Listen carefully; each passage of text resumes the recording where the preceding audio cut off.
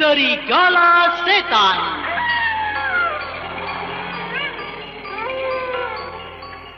Serigala Setan berkelana di malam yang gelap, bermandikan kembang sesama. Serigala Setan, Serigala Setan Melakukan hidup dendam.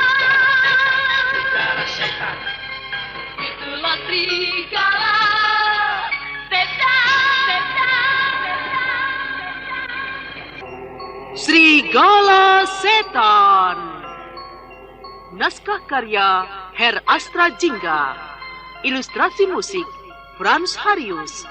Teknik dan montase DJ Arifin. Sutradara Dian Pertiwi. Pembawa cerita Eli Kusuma. Selamat mendengarkan.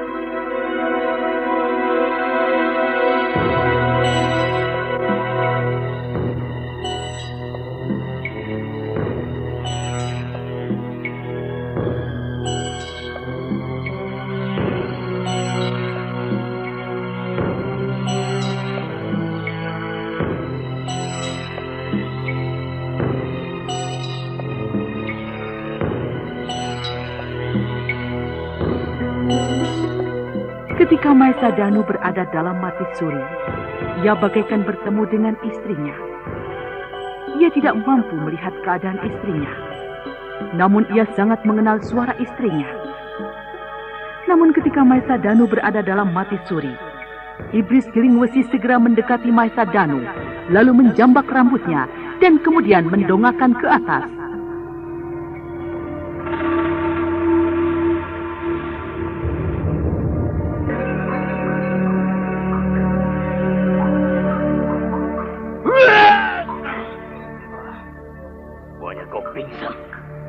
Ada apa dengan Mahesa Danu? Hah? Ada apa, Bahureksa? Ketika ku jambak, ia tiba-tiba saja pingsan. Darah yang mengering itu akibat ku tampar. Sepertinya keadaan tubuhnya semakin lemah. Mengapa kau tidak memberinya makanan? Dia bertahan hidup. Manusia itu lebih baik tidak makan. Ya, barangkali saja dia mau makan daging atau ikan yang sudah dipanggang dan sudah diberi merica serta garam. Lagaknya seperti anak raja. Kalau masih belum siuman juga, siram saja dengan air biar dia siuman. Ya, pasti begitu. Nah, coba saja. Kebetulan ini ada air pengaruh. Barangkali air ini bisa membuat Mahesa Danu siuman. Air itu juga persediaan untuk minum bagi dia. Air itu untuk jatah sepekan. Masih banyak. Rupanya air ini pun sudah lebih dari sepekan.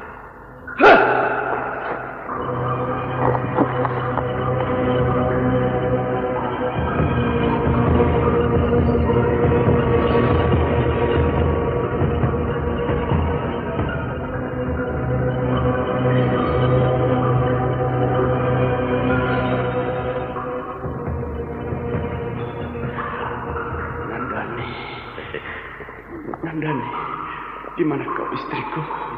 Di mana kau? Mendekatlah. Ini, aku istrimu sudah mendekat.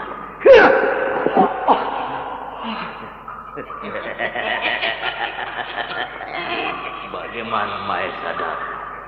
Apakah kau masih menginginkan lembutnya sentuhan tangan istrimu yang cantik dan luar biasa itu? Ini, sambutlah tangan yang lumar dan segar ini.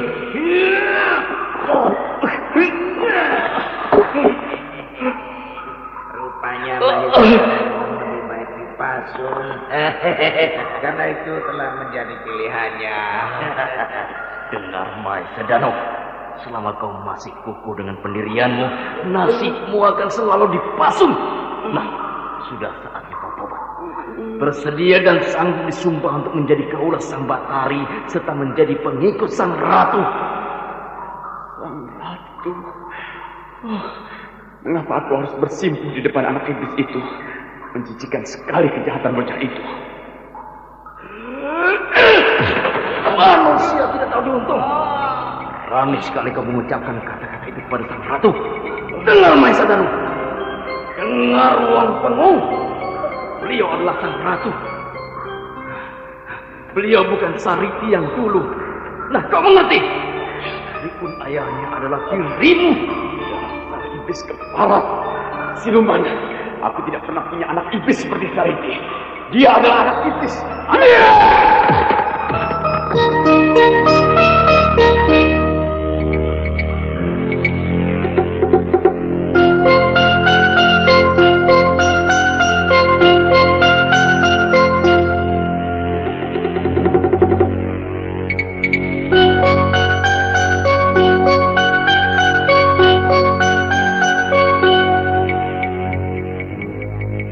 Iblis Giling Wesi melayangkan tendangan kaki ke arah jidat Maesa Danu.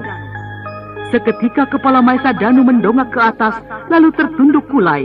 Terus pegangannya itu segera didapatkan kembali.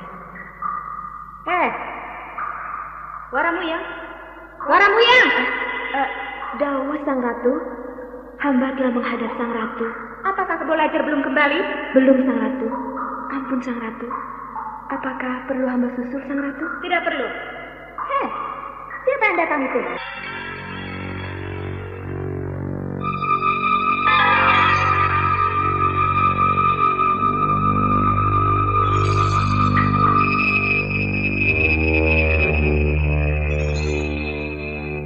Waramuyang segera menoleh ke arah yang dimaksudkan Ratu Biang. Ternyata orang itu adalah Kebolajar yang menggandeng seorang laki-laki kurus. Laki-laki itu tampak ketakutan dan gemetar saat diseret oleh Kebolajar.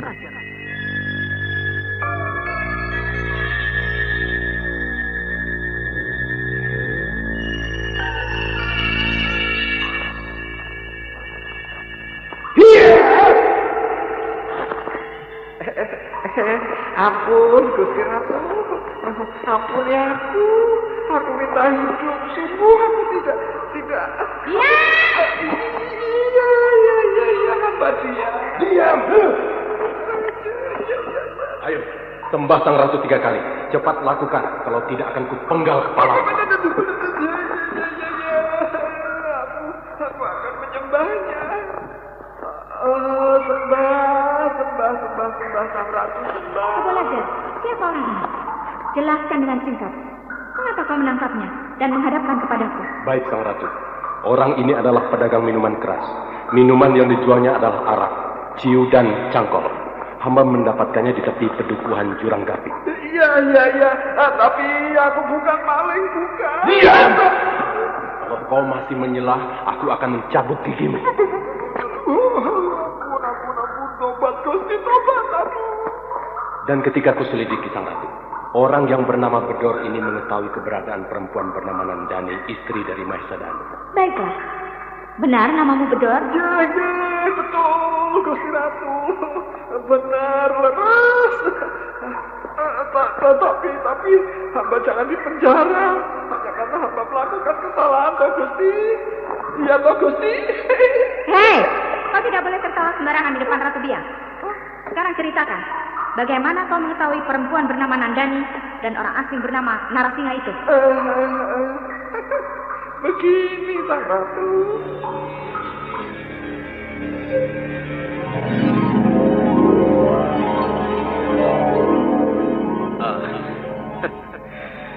Terima kasih, Pak Bedor. Lantas, berapa kami harus membayar minuman arak manis? Kalau untuk Kisana cukup 2 kepeng perunggu saja. Tetapi kalau untuk putri yang cantik ini, tidak usah bayar. Karena dia cantik sekali. Baiklah. Nah, terimalah ini. Terima kasih. Sebentar. Ya. Kalau boleh tahu siapakah nama Kisana dan Nisana ini? Siapa tahu kalau kami bertemu di lain tempat, Kan saya sudah kenal, sudah tahu namanya. Dan saya merasa akrab dengan kalian berdua. Iya tidak? Iya tidak? Iya kan? Iya. Baiklah. Namaku Narasinga. Dan ini sahabatku. Namanya Nandani. Nandani. Iya. Aduh. Cakep. Cantik. Lantas mau kemana Kisana dan Nisana ini? Dia akan... Ya, begitulah ceritanya Gusti Ratu. Nah, sekarang hamba boleh pergi ya? Ya? Tidak. Kenapa? Bukankah hamba telah berterus terang kepada Sang Ratu? Apalagi yang harus hamba katakan? Dengar, Bedor. Iya. Siapapun manusia atau siluman yang masuk ke wilayah kekuasaanku harus jadi pengikutku. Harus menjadi kaulah Sang Betari. Jadi hamba. Iya. Kau mulai saat ini menjadi kaulah Sang Betari. Waduh, Dewa. Ngapuran aku, Dewa. Aduh, Dewa. Dewa ora tau mangan sego. Hei, hentikan banyalanmu yang tidak lucu itu. Iya, baiklah Sang Ratu. Baik, tapi... Diam. Dengar, Bedor. Di mana sekarang orang yang bernama Narasinga dan Nandani itu? Aduh, Sang Ratu. Begini, ketika hamba temui, mereka berada di pasar Jimbung. Iya, dekat pedukuhan Kambangan. Kau mengenal nama itu, Kebolajur? Mengenal, Sang Ratu. Kalau begitu, bawa kawan-kawan untuk mengintai kedua orang itu. Tangkap mereka dalam keadaan hidup-hidup. Dawuh, Sang Ratu.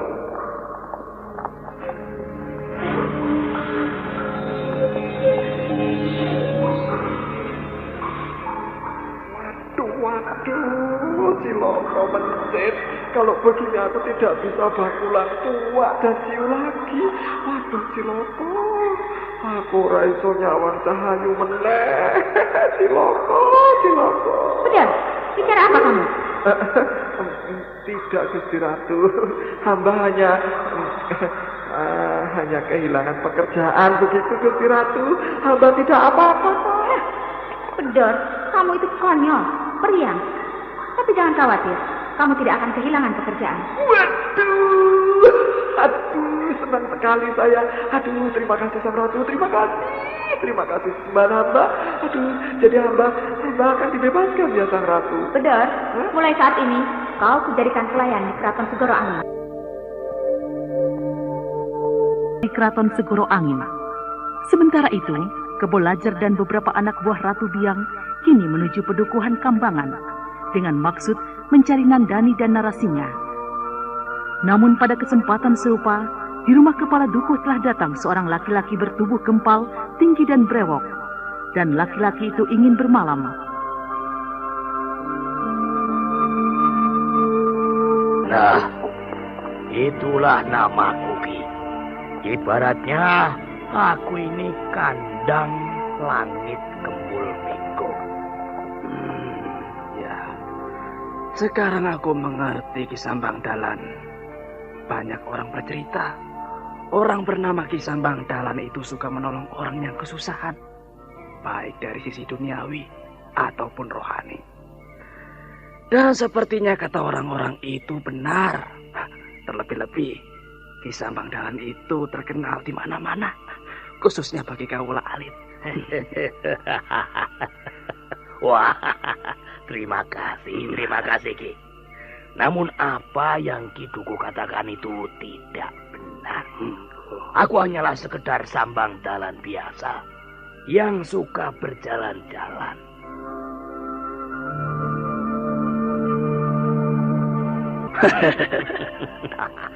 Ki Sambang Dalan jangan merendah diri. Bagaimanapun juga, nama Ki Sambang Dalan sangat akrab sekali dengan kaula alit. Bahkan pernah ku dengar dahulu Ki Sambang Dalan bernama Surabangsa. Benar begitu ya? Ya, begitulah kira-kira. Tetapi apalah artinya sebuah nama?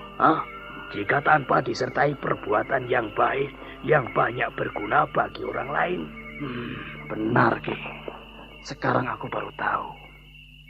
bahwa malam ini aku ketemuan wong agung lelono tanah Jawa. Nah, sekarang mari diminum wedang jahenya Ki. Nah, ayo minum. Terima kasih Ki, terima kasih. Wah. Cespleng, nyamleng dan nikmat sekali. Terima kasih. Permisi. Selamat malam Pak Kepala Duku. Sepertinya ada tamu Ki. Sebentar, aku temui dulu. Siapa tamunya?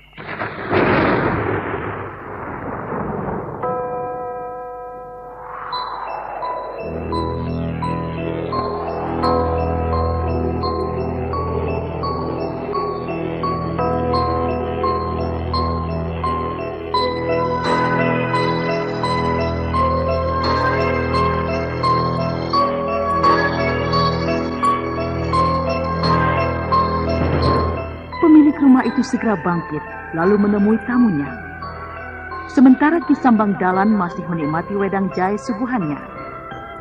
Nah, saudara pendengar, untuk mengetahui lanjutan kisah ini, ikutilah serial Sandiwara Radio Serigala Setan pada seri berikutnya di radio kesayangan Anda. Sampai jumpa.